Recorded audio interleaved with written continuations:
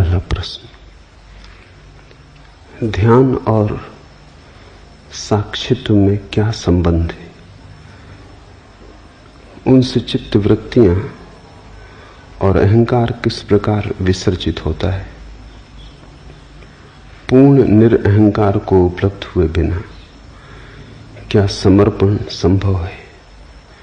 गैरिक वस्त्र और माला ध्यान और साक्षी में ध्यान और साक्षी साधना में कहां तक सहयोगी? और कृपया यह भी समझाएं कि साक्षित्व, जागरूकता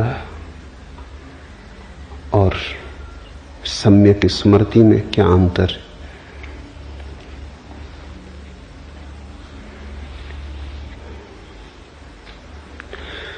मनुष्य के जीवन को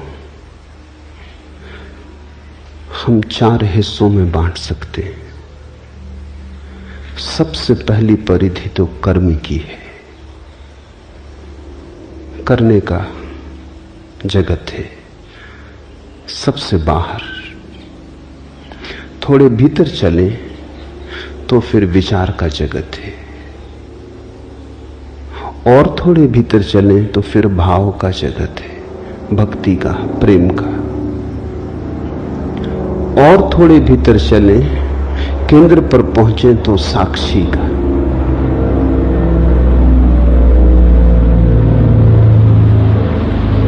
साक्षी हमारा स्वभाव है, क्योंकि उसके पार जाने का कोई उपाय नहीं। कभी कोई नहीं गया, कभी कोई जा भी नहीं सकता। साक्षी का साक्षी होना असंभव है। साक्षी तो बस साक्षी है, उससे पीछे नहीं हटा जा सकता। वो हमारी बुनियाद आ गई। साक्षी की बुनियाद पर यह हमारा भवन है, भाव का, विचार का, कर्म का। इसलिए 3 योग हैं, कर्म योग, ज्ञान योग, भक्ति योग। वे तीनों ही ध्यान की पद्धतियां हैं। उन तीनों से ही साक्षी पर पहुंचने की चेष्टा होती। कर्म योग का अर्थ है कर्म धन ध्यान। सीधे कर्म से साक्षी पर जाने की जो चेष्टा है वही कर्म योग है। तो ध्यान पद्धति हुई और साक्षी भाव लक्ष्य हुआ। पूछा है ध्यान और साक्षित्व में क्या संबंध है? ध्यान मार्ग हुआ, साक्षित्व मंजिल हुई। ध्यान की परिपूर्णता है साक्षित्व, और साक्षी भाव का प्रारंभ है ध्यान। तो जो कर्म के ऊपर ध्यान को आरोपित करेगा, जो कर्म के जगत में ध्यान को जोड़ेगा, कर्म धन ध्यान, वो कर्म योगी। फिर ज्ञान योगी है, वो विचार के ऊपर ध्यान को आरोपित करता है। वो विचार के जगत में ध्यान को जोड़ता है। वो ध्यान पूर्वक विचार करने लगता है, एक नई प्रक्रिया जोड़ देता है कि जो भी करेगा होश पूर्वक करेगा। जब विचार धन ध्यान की स्थिति बनती है तो फिर साक्षी की तरफ यात्रा शुरू हुई। ध्यान है दिशा परिवर्तन। जिस चीज के साथ भी ध्यान जोड़ दोगे वही चीज साक्षी की तरफ ले जाने का वाहन बन जाएगी। फिर तीसरा मार्ग है भक्ति योग। भाव के साथ ध्यान का जोड़, भाव के साथ ध्यान का गठबंधन, भाव के साथ ध्यान की भांवर। तो भाव के साथ ध्यानपूर्ण हो जाओ। इन 3 मार्गों से व्यक्ति साक्षी की तरफ आ सकता है, लेकिन लाने वाली विधि ध्यान है। मौलिक बात ध्यान है। जैसे कोई वैद्य तुम्हें औषधि दे और कहे शहद में मिला के ले लेना, और तुम कहो शहद में लेता नहीं, मैं जैन धर्म का पालन करता हूं। तो वो कहे दूध में मिला के ले लेना, और तुम कहो दूध में ले नहीं सकता, क्योंकि दूध तो रक्त का ही हिस्सा है। मैं क्वेकर ईसाई हूं, मैं दूध नहीं पी सकता, दूध तो मांसाहार है। तो वैद्य कहे पानी में मिला के ले लेना, लेकिन औषधि एक ही है। मधु, दूध या जल, कोई फर्क नहीं पड़ता, वो तो सिर्फ औषधि को गटकने के उपाय है, गले से उतर जाए।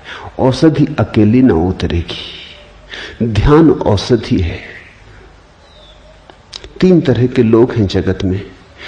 कुछ लोग हैं जो बिना कर्म के जी नहीं सकते, उनके सारे जीवन का प्रवाह कर्मठता का है। खाली बैठाओ, बैठ ना सकेंगे, कुछ ना कुछ करेंगे। ऊर्जा है, बहती हुई ऊर्जा है, कुछ हर्ज नहीं। तो सदगुरु कहते हैं कि फिर तुम कर्म के साथ ही ध्यान की औषधि को गटक लो। चलो यही सही, तुमसे कर्म छोड़ते नहीं बनता, ध्यान तो जोड़ सकते हो कर्म में। तुम कहते हो कर्म छोड़ के तुम्हें क्षण भर नहीं बैठ सकता, बैठ में सकते ही नहीं। बैठना मेरे बस में नहीं, मेरा स्वभाव नहीं। मनोवैज्ञानिक जिनको एक्सट्रोवर्ट कहते हैं, बहिर्मुखी, सदा संलग्न है, कुछ ना कुछ काम चाहिए। जब तक थक के गिर ना जाएं, सो ना जाएं, तब तक कर्म को छोड़ना उन्हें संभव नहीं। कर्म उन्हें स्वाभाविक है।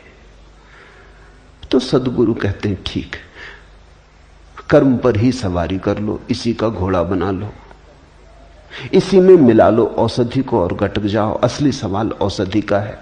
तुम ध्यानपूर्वक कर्म करने लगो। जो भी करो मूर्छा में मत करो, होश पूर्वक करो।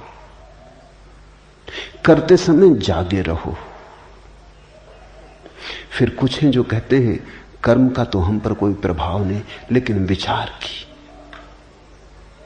बड़ी तरंगें उठती हैं। विचारक हैं,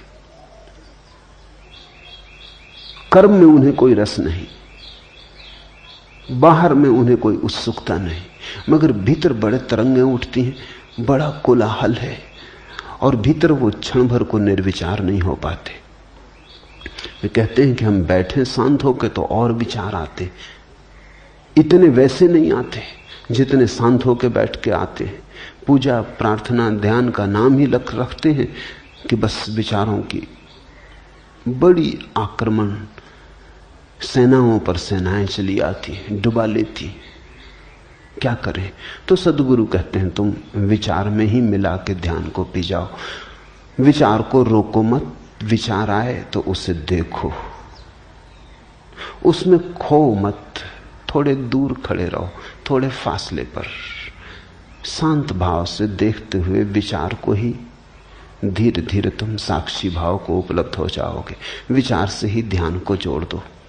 फिर कुछ है वो कहते हैं ना हमें विचार की कोई झंझट है, ना हमें कर्म की कोई झंझट है। भाव का उद्रेक होता है, आंसू बहते, हृदय गदगद हो आता, डुबकी लग जाती प्रेम में, स्नेह में, श्रद्धा में, भक्ति में।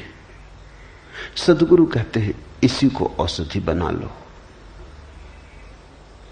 इसी में ध्यान को जोड़ दो। आंसू तो बहें, ध्यानपूर्वक बहें। रोमांच तो हो, लेकिन ध्यानपूर्वक हो। लेकिन सारसूत्र ध्यान है। ये जो भक्ति, कर्म और ज्ञान के भेद हैं, ये औषधि के भेद नहीं, औषधि तो एक ही है। और यही तुम्हें अष्टावक्र को समझना होगा। अष्टावक्र कहते हैं सीधे ही छलांग लगा जाओ, औषधि सीधी ही गटकी जा सकती। वो कहते हैं इन साधनों की भी जरूरत नहीं है। इसलिए अष्टावक्र न तो ज्ञान योगी हैं, न भक्ति योगी, न कर्म योगी। वो कहते हैं सीधे ही साक्षी में उतर जाओ, इन बहानों की कोई जरूरत नहीं।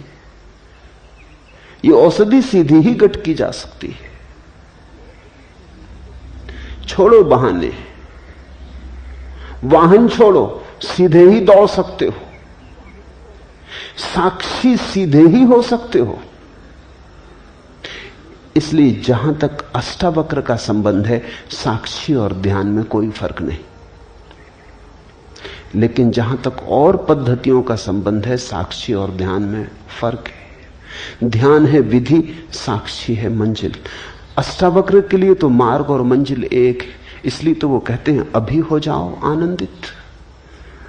जिसकी मंजिल और मार्ग अलग है वो कभी नहीं कह सकता अभी हो जाओ। वो कहेगा चलो, लंबी यात्रा है, चढ़ो, तब पहुंचोगे पहाड़ पर। अष्टावक्र कहते हैं आंख खोलो, पहाड़ पर बैठे हो, कहां जाना, कैसा जाना। इसलिए अष्टावक्र के सूत्र तो अति क्रांतिकारी है। न तो ज्ञान, न भक्ति, न कर्म, तीनों ही इस ऊंचाई पर नहीं पहुंचते। शुद्ध साक्षी की बात है। ऐसा समझो कि दवाई गटकनी तक नहीं है, समझ लेना काफी है, बोध मात्र काफी है, सहारे की कोई जरूरत ही नहीं है, तुम वहां हो ही। लेकिन ऐसा होता है कि कुछ लोग असमर्थ हैं इस बात को मानने में। एक सूफी कहानी है। एक फकीर सत्य को खोजने निकला।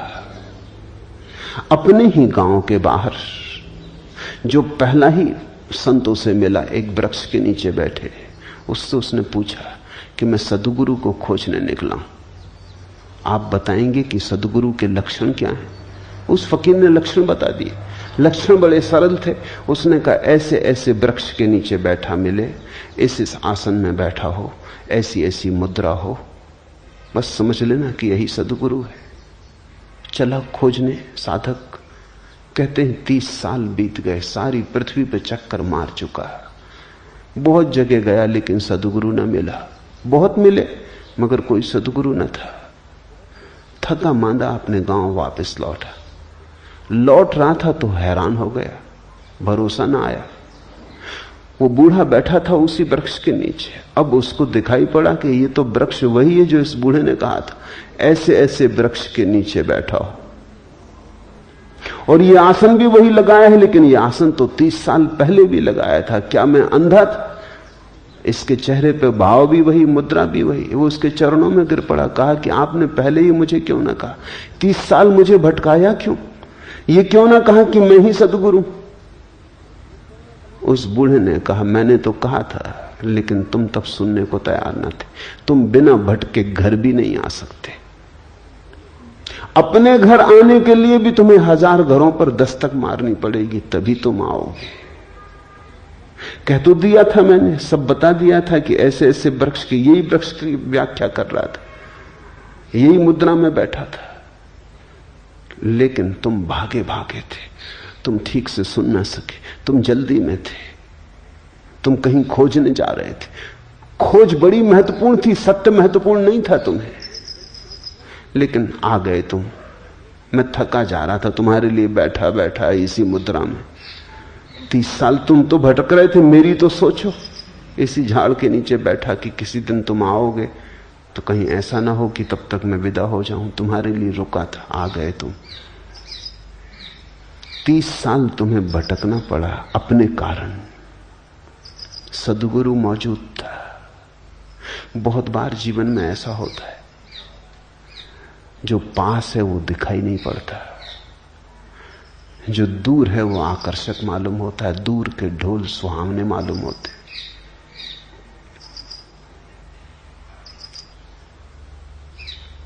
दूर खींचते हैं सपने हमें।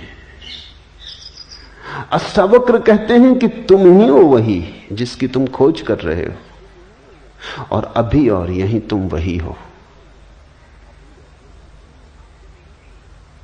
कृष्णमूर्ति जो कह रहे हैं लोगों से, वो शुद्ध अष्टावक्र का संदेश है। न अष्टावक्र को किसी ने समझा, न कृष्णमूर्ति को कोई समझता है। और तथाकथित साधु सन्यासी तो बहुत नाराज होते, क्योंकि कृष्णमूर्ति कहते हैं ध्यान की कोई जरूरत नहीं। बिल्कुल ठीक कहते हैं। न भक्ति की कोई जरूरत, न कर्म की कोई जरूरत, न ज्ञान की कोई जरूरत। साधारण साधु संत बड़े विचलित हो जाते हैं कि कुछ भी जरूरत नहीं, भटका दोगे लोगों को। भटकाइए, साधु संत रहे। कृष्णमूर्ति तो सीधा अष्टावक्र का संदेश ही दे रहे हैं। वो इतना ही कह रहे हैं कुछ जरूरत नहीं, क्योंकि जरूरत तो तब होती है जब तुमने खोया होता है।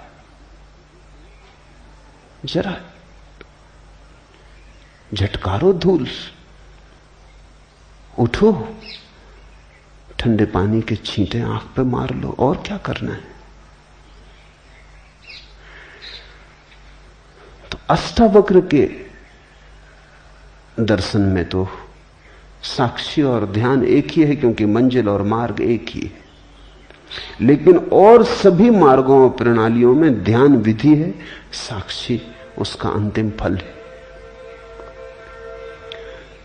उनसे चित्तवृत्तियां और अहंकार किस प्रकार विसर्जित होते हैं। साक्षी भाव से चित्तवृत्तियां और अहंकार विसर्जित नहीं होते। साक्षी भाव में पता चलता है कि वे कभी थे ही नहीं। विसर्जित तो तब हो जब रहे हो। तुम ऐसा समझो कि तुम एक अंधेरे कमरे में बैठे हो, समझ रहे हो कि भूत है, तुम्हारा ही कुर्ता टंगा है, मगर भय में और घबराहट में और कल्पना के जाल में तुमने उसमें हाथ भी जोड़ लिए, पैर भी जोड़ लिए, वो खड़ा तुम्हें डरा रहा है। अब कोई कहे कि दिया जला लो, तो तुम पूछोगे दिया के जलने से भूत कैसे दूर होता है।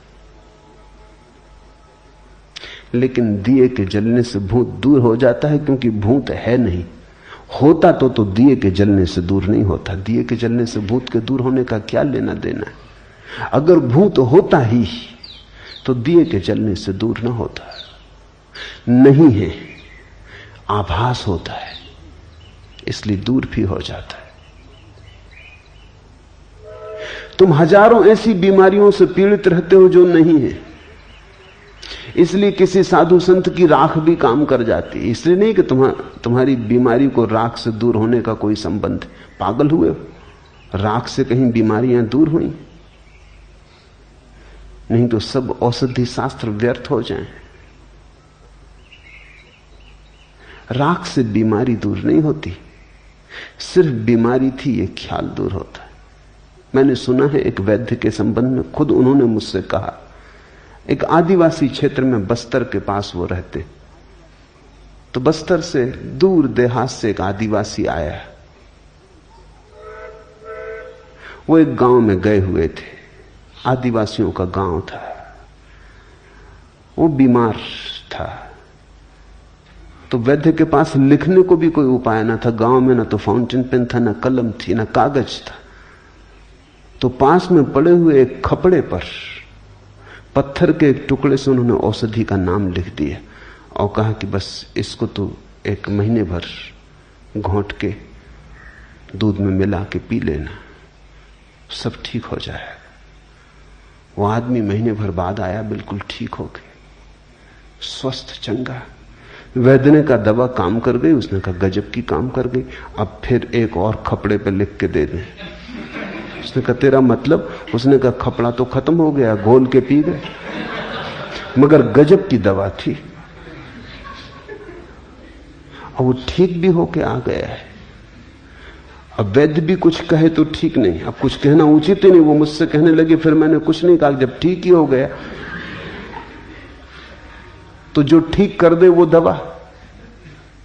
अब इसको और भटकाने में क्या सार है? ये कहना कि पागल, हमने दवा का नाम लिखा था, वो तो तूने खरीदी नहीं, वो प्रिस्क्रिप्शन को ही पी गए, मगर काम कर गई बात।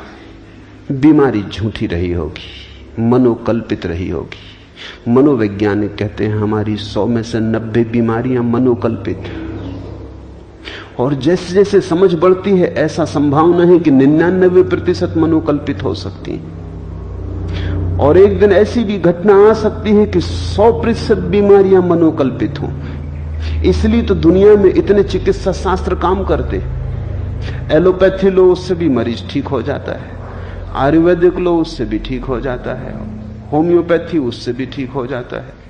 यूनानी, उससे भी ठीक हो जाता है। नेचुरोपैथी से भी ठीक हो जाता है। और गंडे ताबीज भी काम करते हैं। आश्चर्यजनक है, अगर बीमारी वस्तुता है तो फिर बीमारी को दूर करने का एक विशिष्ट उपाय ही हो सकता है। सब उपाय काम नहीं करेंगे, बीमारी है नहीं। तुम्हें जिस पे भरोसा है, किसी को एलोपैथी पे भरोसा है, काम हो जाता है। बीमारी से ज्यादा डॉक्टर का नाम काम करता है। तुमने कभी ख्याल किया, जब भी तुम बड़े डॉक्टर को दिखा के लौटते हो जेब खाली करके, काफी फीस देके, आधे तो तुम वैसे ही ठीक हो जाते। अगर वही डॉक्टर मुफ्त प्रिस्क्रिप्शन लिख दे तो तुम्हें असर ना होगा। डॉक्टर की दवा कम काम करती है, चुकाई गई फीस ज्यादा काम करती। एक दफा ख्याल आ जाए कि डॉक्टर बहुत बड़ा, सबसे बड़ा डॉक्टर, बस काफी है। तुम पूछते हो अहंकार और चित्तवृत्तियां साक्षी भाव में कैसे विसर्जित होती हैं? विसर्जित नहीं होती हैं, होती तो विसर्जित होती हैं।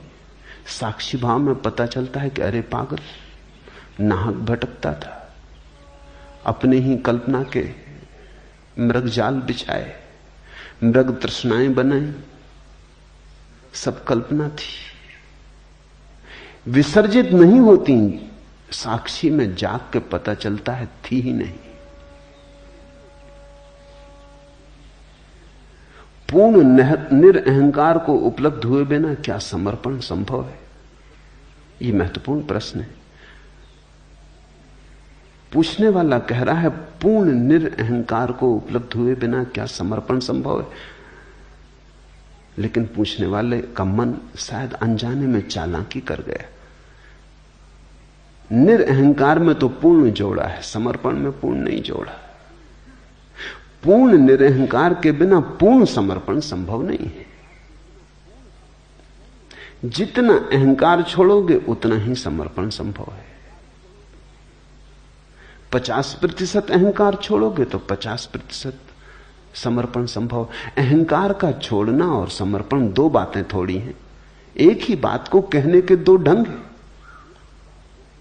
तो तुम कहो कि पूर्ण अहंकार को छोड़े बिना तो समर्पण संभव नहीं, पूर्ण समर्पण संभव नहीं, धोखा मत दे लेना अपने को। तो सोचो कि समर्पण की क्या जरूरत जब पूर्ण अहंकार छूटेगा, और वो तो कब छूटेगा, कैसे छूटेगा? जितना अहंकार छूटेगा उतना समर्पण संभव है। अब पूर्ण की प्रतीक्षा मत करो, जितना बने उतना करो। उतना कर लोगे तो और आगे कदम उठाने की सुविधा हो जाएगी। जैसे कोई आदमी अंधेरी रात में यात्रा पर जाता है, हाथ में उसके छोटी सी कंदील है, 4 कदम तक रोशनी पड़ती है। वो आदमी कहे कि इससे तो 10 मील की यात्रा कैसे हो सकती? 4 कदम तक रोशनी पड़ती, 10 मील तक अंधेरा है, भटक जाएंगे। तो हम उससे कहेंगे तुम घबराओ मत, 4 कदम चलो। जब तुम 4 कदम चल चुके होगे, रोशनी 4 कदम आगे बढ़ने लगेगी। कोई 10 मील तक रोशनी की थोड़ी जरूरत है, तब तुम चलोगे। 4 कदम काफी है। तो जितना अहंकार रत्ती भर छूटता है, रत्ती भर छोड़ो। रत्ती भर छोड़ने पर फिर रत्ती छोड़ने की संभावना आ जाएगी। 4 कदम चले, फिर 4 कदम तक रोशनी पड़ने लगी। ऐसी तरकीब खोज के मत बैठ जाना कि जब पूर्ण अहंकार छूटेगा तब समर्पण करेंगे, फिर तुम कभी ना करोगे। तुमने बड़ी कुशलता से बचाव कर लिया। उतना ही समर्पण होगा, यह बात सच है, जितना अहंकार छूटेगा। तो जितना छूटता हो उतना तो कर लो। जितना कमा सको समर्पण उतना तो कमा लो। शायद उसका स्वाद तुम्हें और तैयार कर दे, उसका आनंद अहोभाव तुम्हें और हिम्मत दे दे। हिम्मत स्वाद से आती है। कोई आदमी कहे कि जब तक हम पूरा तैरना न सीख लेंगे तब तक पानी में न उतरेंगे। ठीक कह रहा है, गणित की बात कह रहा है, तर्क की बात कह रहा है। ऐसे बिना सीखे पानी में उतर गए और खा गए डुबकी, ऐसी झंझट न करेंगे। पहले तैरना सीख लेंगे पूरा, फिर उतरेंगे। मगर पूरा सीखोगे कहां? गद्दी पर। पूरा तैरना सीखोगे कहां? पानी में तो उतरना ही पड़ेगा। मगर तुमसे कोई नहीं कह रहा है कि तुम सागर में उतर जाओ, किनारे पर उतरो, गले गले तक उतरो, जहां तक हिम्मत हो वहां तक उतरो, वहां तैरना सीखो। धीरे धीरे हिम्मत बढ़ेगी, 2-2 हाथ आगे बढ़ोगे, सागर की पूरी गहराई भी फिर तैरी जा सकती। तैरना आ जाए एक बार, और तैरना आने के लिए उतरना तो पड़ेगा ही। किनारे पर ही उतरो। मैं नहीं कह रहा हूं कि तुम सीधे किसी पहाड़ से किसी गहरी नदी में छलांग लगा लो। किनारे पर ही उतरो।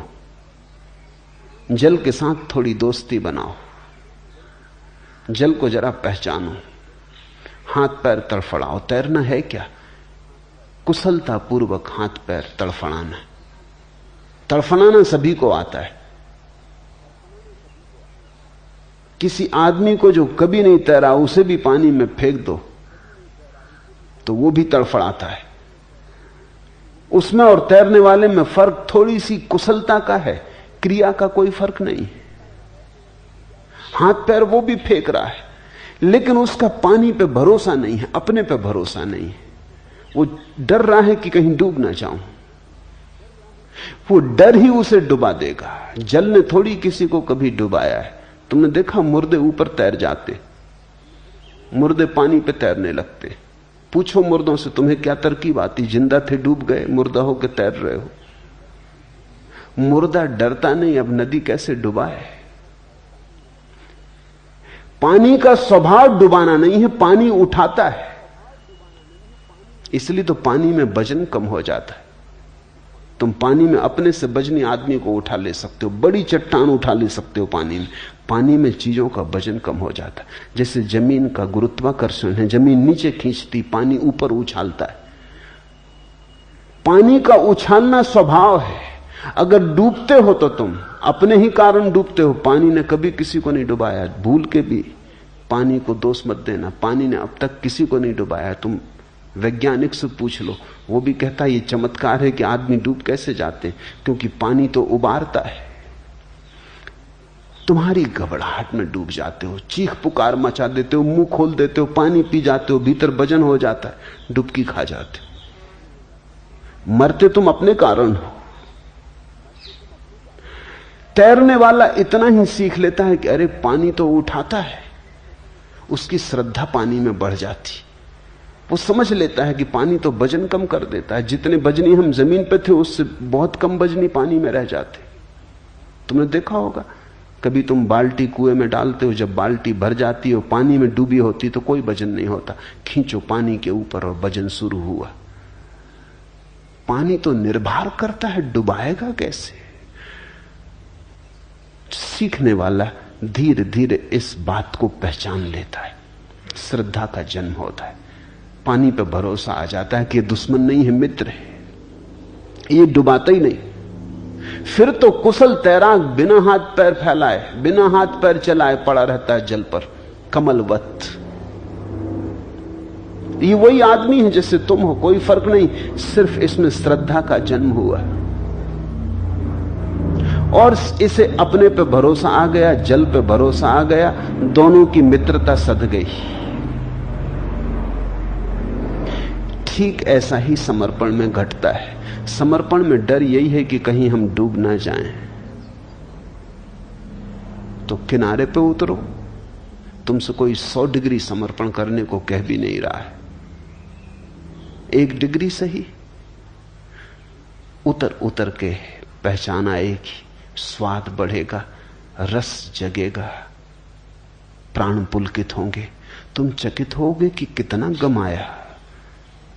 अहंकार के साथ जरा से समर्पण से कितना पाया। नए द्वार खुले, प्रकाश द्वार, नई हवाएं बही प्राणों में, नई पुलक, नई उमंग, सब ताजा ताजा।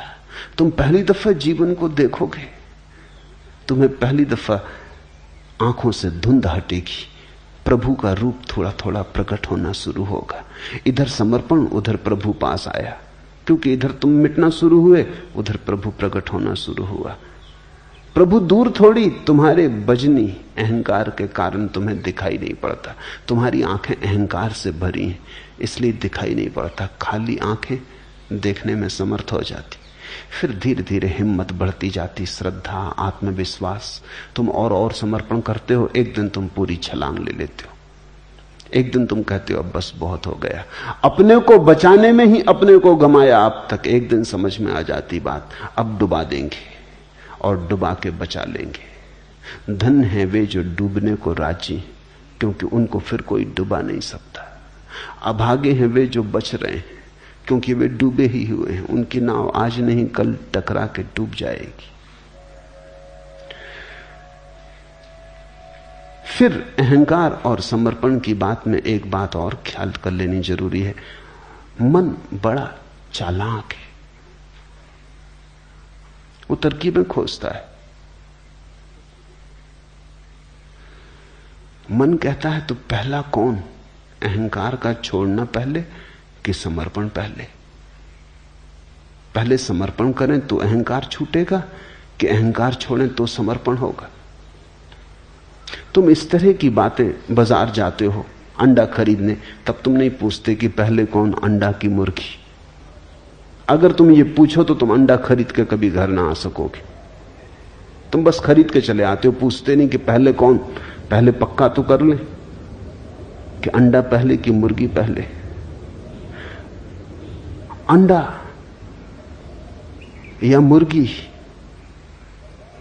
बहुत लोगों ने विवाद किए। अंडा मुर्गी का प्रश्न बड़ा प्राचीन है। पहले कौन आता है, बड़ा कठिन है उत्तर खोज पाना, क्योंकि जैसे ही तुम कहो अंडा पहले आता, कठिनाई शुरू हो जाती, क्योंकि अंडा आया होगा मुर्गी से, तो मुर्गी पहले आ गई। जैसे कहो मुर्गी आती पहले, वैसी मुश्किल फिर खड़ी हो जाती, क्योंकि मुर्गी आएगी कैसे बिना अंडे के? ये तो एक वर्तुलाकार चक्कर है। प्रश्न भूल भरा है। प्रश्न भूल भरा है इसलिए है कि मुर्गा और अंडे दो नहीं है। मुर्गा और अंडा एक ही चीज की दो अवस्थाएं। आगे पीछे रखने में, दो कर लेने में तुम प्रश्न को उठा रहे हो। मुर्गी अंडे का एक रूप है, पूरा प्रकट रूप। अंडा मुर्गी का एक रूप है, अप्रकट रूप, जैसे बीज और वृक्ष। ऐसा ही निरअहंकार और समर्पण। कौन पहले, इस विवाद में पड़ के समय मत गंवाना।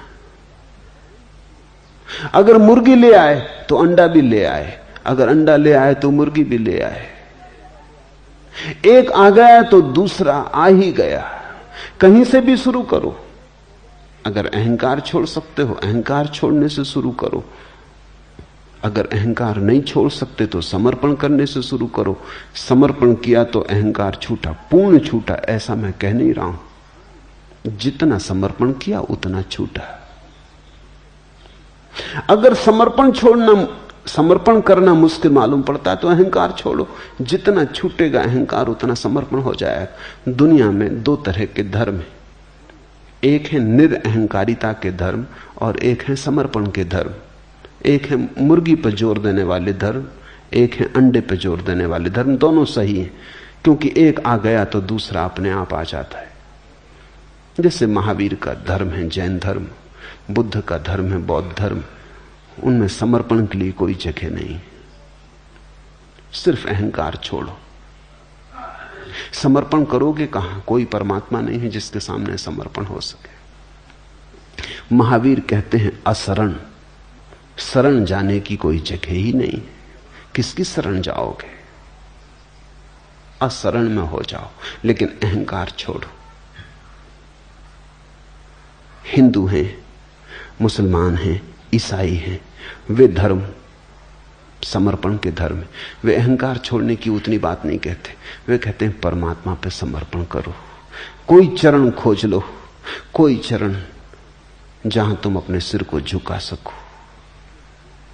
अहंकार अपने से चला जाएगा। दोनों सही है, क्योंकि दोनों घटनाएं एक ही सिक्के के दो पहलू हैं। तुम सिक्के का सीधा हिस्सा घर ले आओ कि उल्टा हिस्सा घर ले आओ, इससे क्या फर्क पड़ता है? सिक्का घर आ जाएगा। दोनों ही एक सिक्के के पहलू हैं, पर कहीं से शुरू करना पड़ेगा। बैठ के सिर्फ गणित मत बिठाते रहना। गैरिक वस्त्र और माला ध्यान और साक्षी साधना में कहां तक सहयोगी है? चाहो तो हर चीज सहयोगी है। चाहो तो छोटी छोटी चीजों से रास्ता बना ले सकते हो। कहते हैं राम ने जब पुल बनाया लंका को जोड़ने को, जब सागर सेतु बनाया, तो गिलहरियां छोटी छोटी रेत के कण और कंकड़ ले आईं। उनका भी हाथ हुआ, उन्होंने भी सेतु को बनने में सहायता दी। बड़े बड़ी चट्टाने वाले लाने वाले लोग भी थे,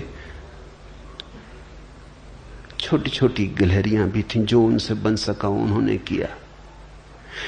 कपड़े के बदल लेने से बहुत आशा मत करना, क्योंकि कपड़े के बदल लेने से अगर सब बदलता होता तो बात बड़ी आसान हो जाती। माला के गले में डाल लेने से ही मत समझ लेना कि बहुत कुछ हो जाएगा, क्रांति घट जाएगी। इतनी सस्ती क्रांति नहीं है। लेकिन इससे यह भी मत सोच लेना कि यह गिलहरी का उपाय, इससे क्या होगा। राम ने गिलहरियों को भी धन्यवाद दिया। ये छोटे छोटे उपाय भी कारगर हैं। कारगर इस तरह है, अचानक तुम अपने गांव वापस जाओगे गैरिक वस्त्रों में, सारा गांव चौंक के तुम्हें देखेगा। तुम उस गांव में फिर ठीक उसी तरह से न बैठ पाओगे जिस तरह पहले बैठते थे। तुम उस गांव में उसी तरह से छिप न जाओगे जैसे पहले छिप जाते थे। तुम उस गांव में एक पृथकता लेकर आ गए। हर एक पूछेगा क्या हुआ है, हर एक तुम्हें याद दिलाएगा कि कुछ हुआ है, हर एक तुमसे प्रश्न करेगा, हर एक तुम्हारी स्मृति को जगाएगा, हर एक तुम्हें मौका देगा पुनः पुनः स्मरण का साक्षी बनने का। एक मित्र ने सन्यास लिया, सन्यास लेते वक्त वो रोने लगे, सरल व्यक्ति, और कहा कि बस एक अड़चन है, मुझे शराब पीने की आदत है और आप जरूर कहेंगे कि छोड़ो। मैंने कहा मैं किसी को कुछ छोड़ने को कहते ही नहीं। पीते हो ध्यानपूर्वक पियो।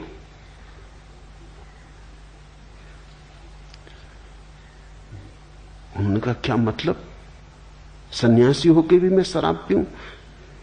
तुम्हारी मर्जी, सन्यास मैंने दे दिया, अब तुम समझो। वो कोई महीने भर बाद आए, कहने लगे आपने चालबाजी की। शराब घर में खड़ा था, एक आदमी आके मेरे पैर पड़ लिया, कहा स्वामी जी कहां से आए? मैं भागा वहां से। मैंने कहा कि ये स्वामी जी उस शराब घर में। वो आदमी कहने लगा आपने चालबाजी की। अब शराब घर की तरफ जाने में डरता हूं कि कोई पैर वगैरह छू ले या कोई नमस्कार वगैरह कर ले। आज 15 दिन से नहीं गया हूं। एक स्मृति बनी, एक याददाश्त जगी। तुम इन गैरिक वस्त्रों में उसी भांति क्रोध न कर पाओगे जैसा कल तक करते रहे थे। कोई चीज चोट करेगी, कोई चीज कहेगी अब तो छोड़ो। अब ये गैरिक वस्त्रों में बड़ा बेहुदा लगता है। मैं तुम्हारे लिए गैरिक वस्त्र देकर सिर्फ थोड़ी अड़चन पैदा कर रहा हूं और कुछ भी नहीं। तुम अगर चोर हो तो उसी आसानी से चोर न रह सकोगे। तुम अगर धन के पागल दीवाने हो, लोभी हो, तो तुम्हारे लोभ में वही बल न रह जाएगा। तुम अगर राजनीति में दौड़ रहे हो, पद की प्रतिष्ठा में लगे थे, अचानक तुम पाओगे कुछ सार नहीं। ये छोटे से वस्त्र बड़े प्रतीकात्मक हो जाएंगे। अपने आप में इनका मूल्य नहीं है, लेकिन इनके साथ जुड़ जाने में तुम धीरे धीरे पाओगे बात तो बड़ी छोटी थी, बीज तो बड़ा छोटा था, धीरे धीरे बड़ा हो गया। धीरे धीरे उसने सब बदल डाला। तुम्हारे कृत्य बदलेंगे, तुम्हारी आदतें बदलेंगी, तुम्हारे उठने बैठने का ढंग बदलेगा, तुम्हारे जीवन में एक नया प्रसाद। लोगों की अपेक्षाएं तुम्हारे प्रति बदलेंगी, लोगों की आंखें तुम्हारे प्रति बदलेंगी। नाम का परिवर्तन, पुराने नाम से संबद्ध विच्छेद हो जाएगा। वस्त्र का परिवर्तन, पुरानी तुम्हारी रूपरेखा से मुक्ति हो जाएगी। ये गले में तुम्हारी माला तुम्हें मेरी याद दिलाती रहेगी। ये मेरे और तुम्हारे बीच एक सेतु बन जाएगी। तुम मुझे भूल ना पाओगे इतनी आसानी से, और लोग तुम्हें पृथक करने लगेंगे, और उनका पृथक करना तुम्हारे लिए साक्षी होने में बड़ा सहयोगी हो जाएगा। लेकिन मैं ये नहीं कह रहा हूं कि इतना कर लेने से सब हो जाएगा, कि बस पहन लिए वस्त्र और माला डाल ली, समझा कि खत्म, यात्रा पूरी। तुम पे निर्भर है। ये संकेत जैसे हैं, जैसे मील के किनारे पत्थर लगा होता, लिखा रहता है कि 12 मील, 50 मील, 100 मील दिल्ली। उस पत्थर पे कुछ बड़ा मतलब नहीं है। पत्थर हो या ना हो, दिल्ली 100 मील है तो 100 मील है। लेकिन पत्थर पर लिखी हुई लकीर, तीर का चिन्ह राही को हल्का करता। वो कहता चलो 100 मील ही बचा, 25 मील बचा, 50 मील बचा। स्विट्जरलैंड में मील के पत्थर की जगह मिनटों के पत्थर। अगर गाड़ी तुम्हारी रुक जाए कहीं किसी पहाड़ी जगह पर, तो तुम चकित होकर देखोगे कि बाहर खंबे पर पिछली स्टेशन कितनी दूर, 30 मिनट दूर, अगली स्टेशन कितनी दूर, 15 मिनट दूर। बड़ा महत्वपूर्ण प्रतीक है। तो अगर स्विस लोग अच्छी घड़ियां बनाने में कुशल हैं तो कुछ आश्चर्य नहीं। समय का उनका बोध बड़ा प्रगाढ़ है। मील नहीं लिखते, समय लिखते। 15 मिनट दूर।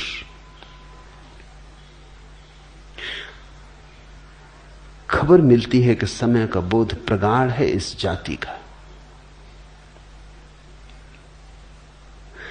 तुम गैरिक वस्त्र पहने हो, कुछ खबर मिलती तुम्हारे बाबत।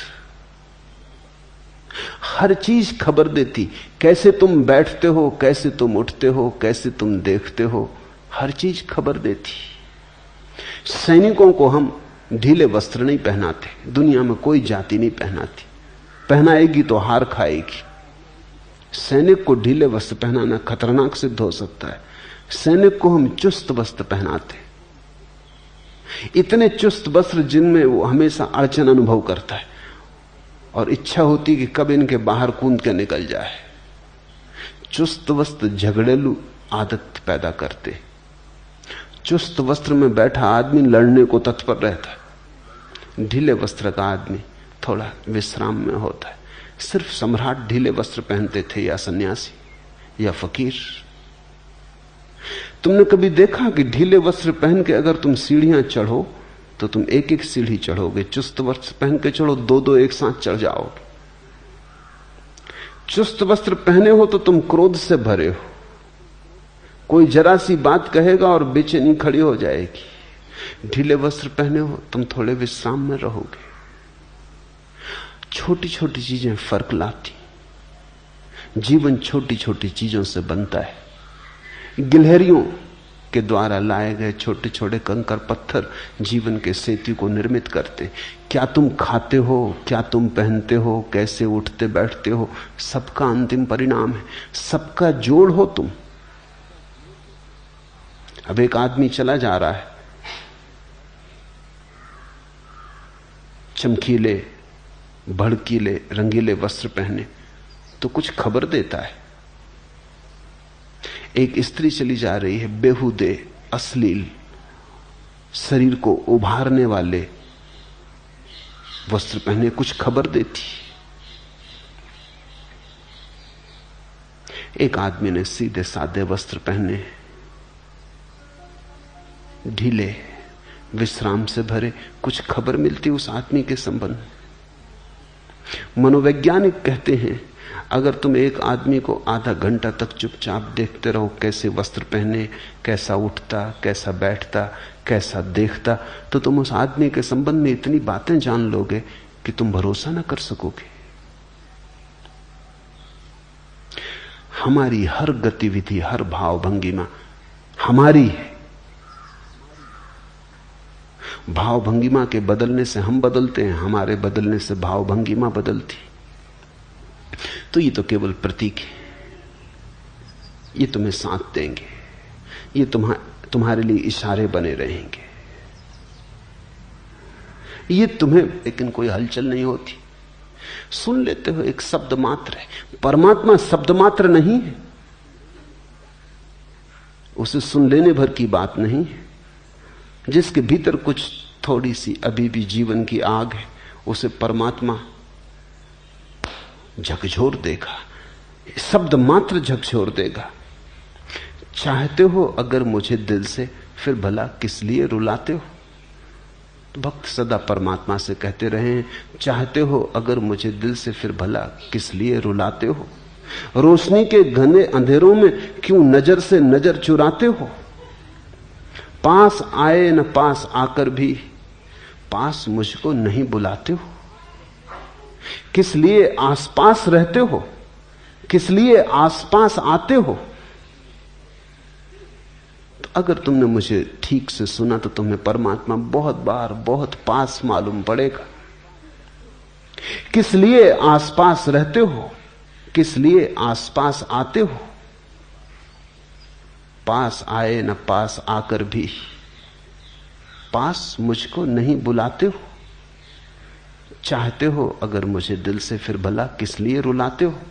रोशनी के घने अंधेरों में क्यों नजर से नजर चुराते हो? जो व्यक्ति भाव में उतर रहा है वो बिल्कुल इतने करीब है परमात्मा के कि परमात्मा की आंच उसे अनुभव होने लगती, नजर में नजर पड़ने लगती, सीमाएं एक दूसरे को ऊपर उतरने लगती, एक दूसरे की सीमा में अतिक्रमण होने लगता है। यहां जो कहा जा रहा है वो सिर्फ कहने को नहीं है, वो तुम्हें रूपांतरित करने को है।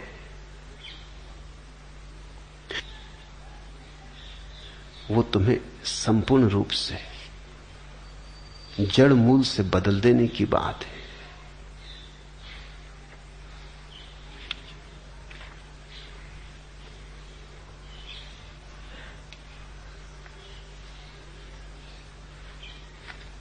तीसरा प्रश्न, धर्म धन धारणा या धारणा धन धर्म से संस्कृति का निर्माण होता है और संस्कृति से समाज और उसकी परंपराएं बनती।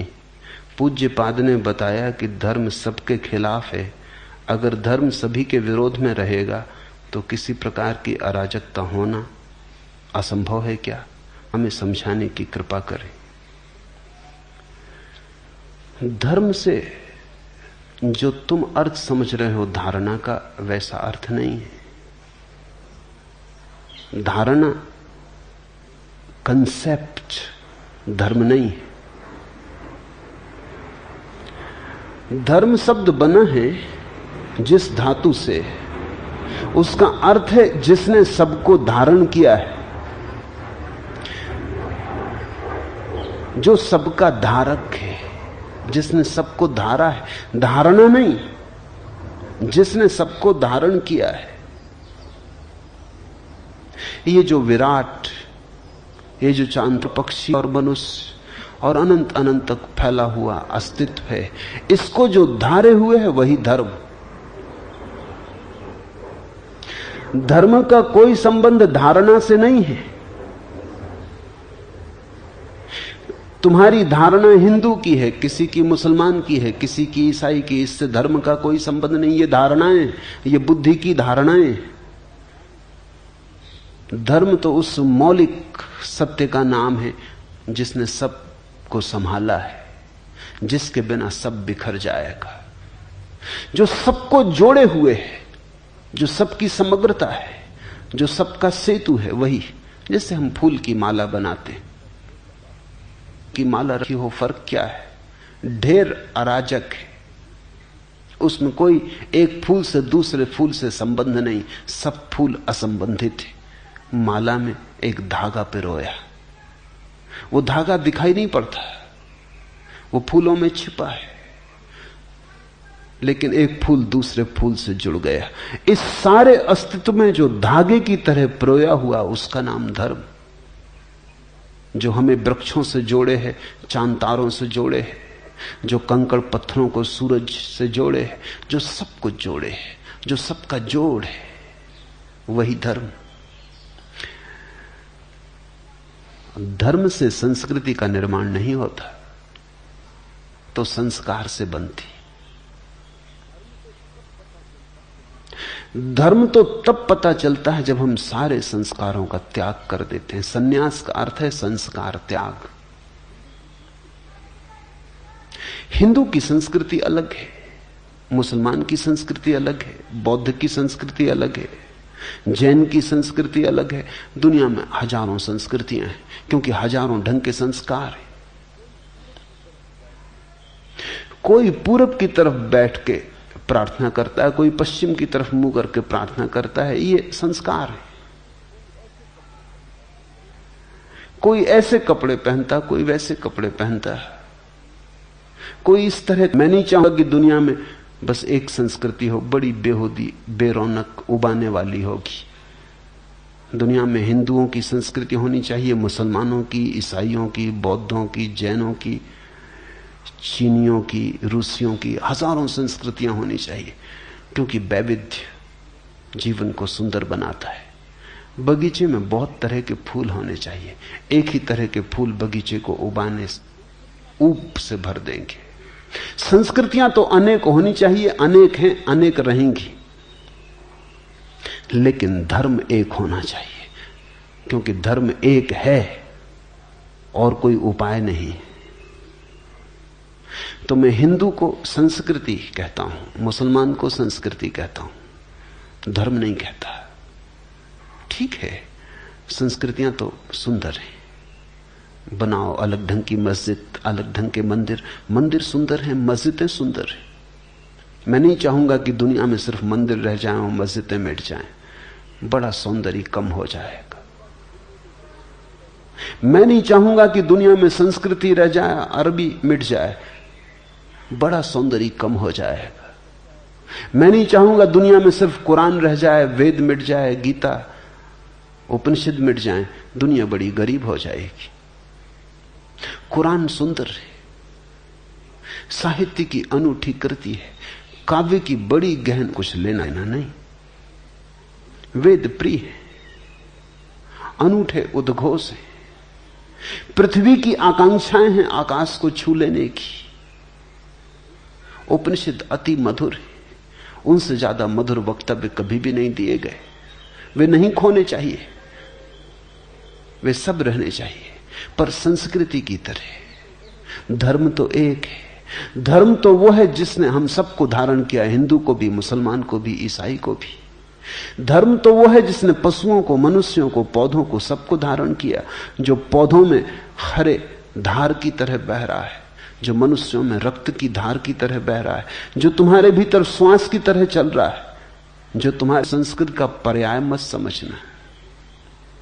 धर्म से संस्कृति का कोई लेना देना नहीं, इसलिए तो रूस की संस्कृति हो सकती, वहां कोई धर्म नहीं। चीन की संस्कृति है, वहां अब कोई धर्म नहीं। नास्तिक की संस्कृति हो सकती है, आस्तिक की हो सकती है। धर्म से संस्कृति का कोई लेना देना नहीं। धर्म तो तुम्हारे रहने सहने से कुछ वास्ता नहीं रखता, धर्म तो तुम्हारे होने से वास्ता रखता है। धर्म तो तुम्हारा शुद्ध स्वरूप है, स्वभाव है। संस्कृति तो तुम्हारे बाहर के आवरण, आचरण, व्यवहार, इन सब चीजों से संबंध रखती। कैसे उठना, कैसे बोलना, क्या कहना, कोई परंपरा नहीं बनती। धर्म परंपरा नहीं, धर्म तो सनातन शाश्वत सत्य है। परंपराएं तो आदमी बनाता है, धर्म तो है। परंपराएं आदमी से निर्मित है, आदमी के द्वारा बनाई गई। धर्म आदमी से पूर्व है, धर्म के द्वारा आदमी बनाया गया है। इस फर्क को ख्याल में ले लेना। इसलिए परंपरा को भूल के भी धर्म मत समझना। और धार्मिक व्यक्ति कभी पारंपरिक नहीं होता, ट्रेडिशनल नहीं होता। इसलिए तो जीसस को सूली देनी पड़ी, मंसूर को मार डालना पड़ा, सुकरात को जहर देना पड़ा, क्योंकि धार्मिक व्यक्ति कभी भी परंपरागत नहीं होता। सनातन शाश्वत का कोई उद्घोष करता है तो परंपरा से बंधे लीक लकीर के फकीर बहुत घबरा जाते, उनको बहुत बेचैनी होने लगती। वो कहते हैं इससे तो अराजकता हो जाएगी।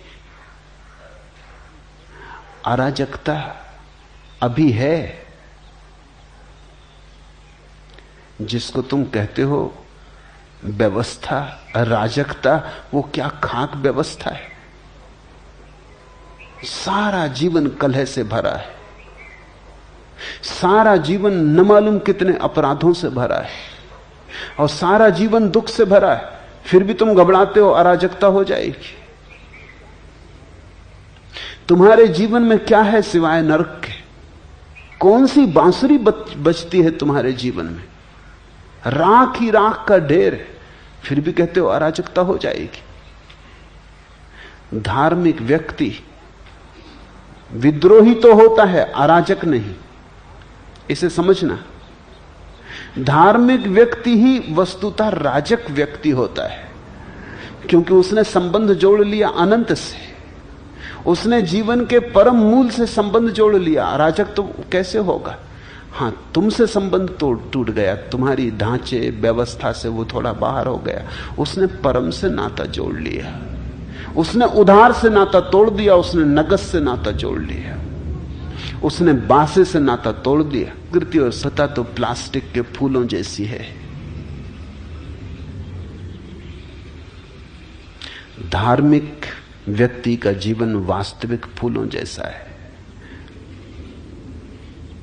प्लास्टिक के फूल फूल जैसे दिखाई पड़ते हैं, वस्तुतः फूल नहीं मालूम होते, बस दूर से दिखाई पड़ते। धोखा है। तुम अगर इसलिए सत्य बोलते हो क्योंकि तुम्हें संस्कार डाल दिया गया है सत्य बोलने का, तो तुम्हारा सत्य दो कौड़ी का है। तुम अगर इसलिए मांसाहार नहीं करते क्योंकि तुम जैन घर में पैदा हुए और संस्कार डाल दिया गया कि मांसाहार पाप है, इतना लंबा संस्कार डाला गया कि आज मांस को देख के तुम्हें मतली आने लगती, तो तुम ये मत सोचना कि तुम धार्मिक हो गए। ये केवल संस्कार है। ये व्यक्ति जो जैन घर में पैदा हुआ है और मांसाहार से घबराता है, इसे देख के मतली आती, देखने की तो बात, मांसाहार शब्द से इसे घबराहट होती। मांसाहार से मिलती जुलती कोई चीज देख ले तो इसको मतली आ जाती। टमाटर देख के ये घबराता है। ये सिर्फ संस्कार है। अगर ये व्यक्ति किसी मांसाहारी घर में पैदा हुआ होता तो बराबर मांसाहार करता है, क्योंकि वहां मांसाहार का संस्कार होता। यहां मांसाहार भाव हो चैतन्य का, जैसा महावीर के भीतर हुआ, वो संस्कार नहीं था, वो उनका अपना अनुभव था कि किसी को दुख देना अंततः अपने को ही दुख देना है, क्योंकि हम सब एक हैं, जुड़े हैं। ये ऐसे ही जैसे कोई अपने ही गाल पे चांटा मार ले। देर अबेर जो हमने दूसरे के साथ किया है वो हम पर ही लौट आएगा। महावीर को ये प्रतीति इतनी गहरी हो गई, ये बोध इतना साकार हो गया कि उन्होंने दूसरे को दुख देना बंद कर दिया। मांसाहार छूटा इसलिए नहीं कि बचपन से उन्हें सिखाया गया कि मांसाहार पाप है। मांसाहार छूटा उनके साक्षी भाव में, ये करने लगा। चारों तरफ मांसाहार देखता है, पहले घबराता है, पहले नाक भौं से कोड़ता है, फिर धीरे धीरे अभ्यस्त होता चला जाता है। फिर उसी टेबल पर दूसरों को मांसाहार करते करते धीरे धीरे इसकी नाक, इसके नासारंध्र मांस की गंध से राजी होने लगते। फिर दूसरी संस्कृति का प्रभाव, वहां हर एक व्यक्ति का कहना कि बिना मांसाहार के कमजोर हो जाओगे।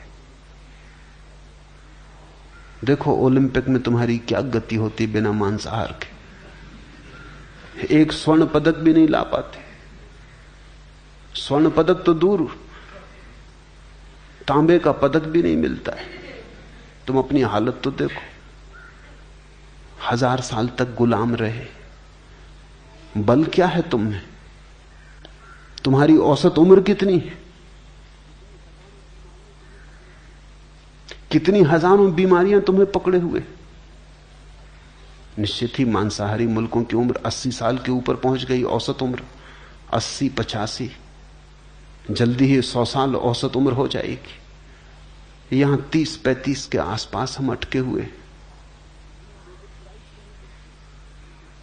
कितनी नोबेल प्राइज तुम्हें मिलती। अगर शुद्ध शाकाहार बुद्धि को शुद्ध करता है तो सब नोबेल प्राइज तुम्ही को मिल जानी चाहिए थी। बुद्धि तो कुछ बढ़। एक आध जैन को नोबेल प्राइज मिली। क्या मामला क्या है? तुम 2000 साल से शाकाहारी हो, 2000 साल में तुम्हारी बुद्धि अभी तक शुद्ध नहीं हो पाई। तो मांसाहारी के पास दलीलें हैं, वो कहता तुम्हारी बुद्धि कमजोर हो जाती, क्योंकि ठीक ठीक प्रोटीन, ठीक ठीक विटामिन, ठीक ठीक शक्ति तुम्हें नहीं मिलती, तुम्हारी देह कमजोर हो जाती, तुम्हारी उम्र कम हो जाती, तुम्हारा बल कम हो जाता है। अमेरिका में तुम रोज देखते हो, खबरें सुनते हो अखबार में कि किसी 90 साल के आदमी ने शादी की, तुम हैरान होते हो। तुम कहते हो ये मामला क्या पागलपन का है? लेकिन 90 साल तो जैसे कोई जाके पश्चिम की संस्कृति में रहता है, वहां ये सब दलीलें सुनता है और प्रमाण देखता है और उनकी विराट संस्कृति का वैभव देखता है, धीरे धीरे भूल जाता है।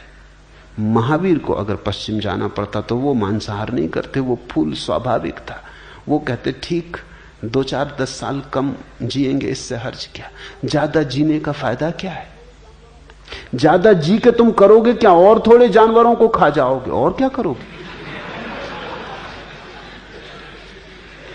महावीर से अगर किसी ने कहा होता तो वो कहते जरा लौट के तो देखो, अगर तुम 100 साल जिए और तुमने जितने जानवर, पशु, पक्षी खाए उनकी जरा तुम कतार रख के तो हड्डियों के ढेर तुमने लगा दिए अपने चारों तरफ। एक आदमी जिंदगी में जितना मांसाहार करता है, हजारों लाखों पशु पक्षियों का ढेर लग जाएगा। अगर जरा तुम सोचो कि इतने प्राण तुमने मिटाए, किस लिए?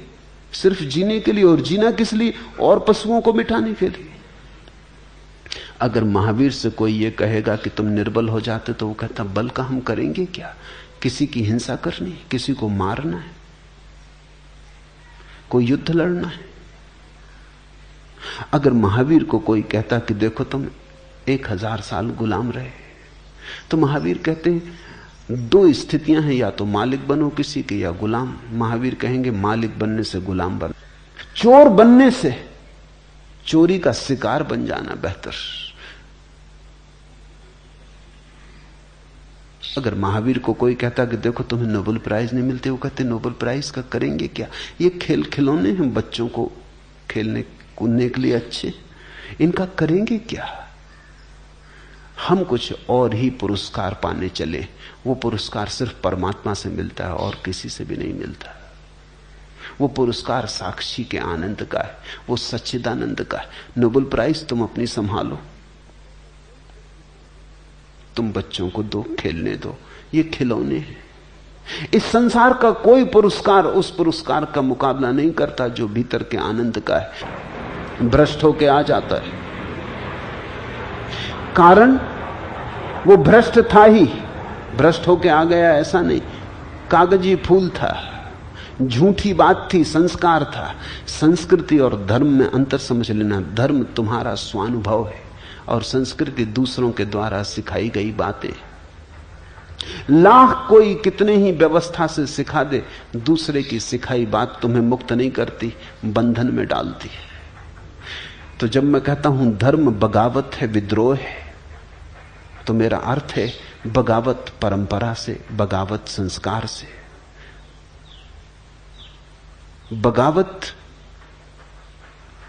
आध्यात्मिक का अनुसंधान दूसरे ढंग का है, वो भीतर से बाहर की तरफ आता है, वो किसी के द्वारा आरोपित नहीं है, वो स्वस्फूर्त है। वो ऐसा है जैसा झरना फूटता है भीतर की ऊर्जा से।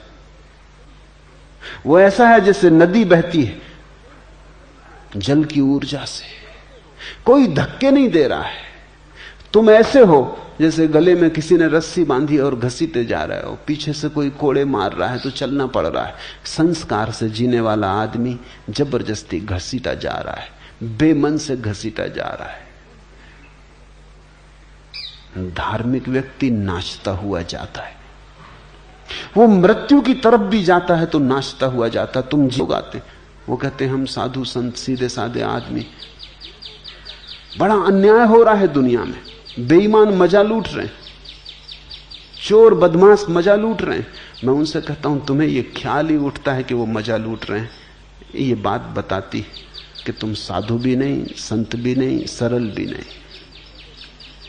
तुम हो तो उन्हीं जैसे लोग, सिर्फ तुम्हारी हिम्मत कमजोर है। चाहते तो तुम भी उन्हीं जैसा मजा हो, लेकिन उस मजे के लिए जो कीमत चुकानी पड़ती है वो चुकाने में तुम डरते हो। तो तुम भी चोर, लेकिन चोरी करने के लिए हिम्मत चाहिए, वो हिम्मत तुम्हारी खो गई।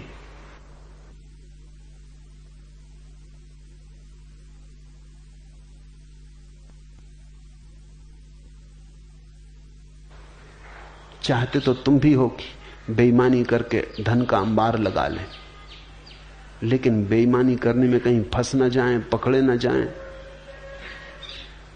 इसलिए तुम रुके हो। अगर तुम्हें पक्का आश्वासन दे दिया जाए कि कोई तुम्हें पकड़ेगा नहीं, कोई तुम्हें पकड़ने वाला नहीं है, कोई पकड़ने का डर नहीं, तुम तत्क्षण चोर हो जाओगे। धार्मिक व्यक्ति तो दया खाता है उन पर जो बेईमानी कर रहे हैं, क्योंकि वो कहता है ये बेचारे कैसे परम आनंद से वंचित हो रहे हैं, जो हमें मिल रहा है वो इन्हें नहीं मिल रहा। धार्मिक व्यक्ति ईर्ष्या नहीं करता अधार्मिक से, दया खाता है, मन ही मन में रोता है कि इन विचारों को, सिर्फ क्योंकि उसके पास कुछ विराटतर है, और उसी विराट के कारण उसके जीवन में एक अनुशासन होता है। उस अनुशासन के ऊपर कोई अनुशासन नहीं है। धार्मिक व्यक्ति विद्रोही है, लेकिन अनुशासनहीन नहीं। उसका अनुशासन आत्मिक है, आंतरिक है, आत्मानुशासन है उसका अनुशासन।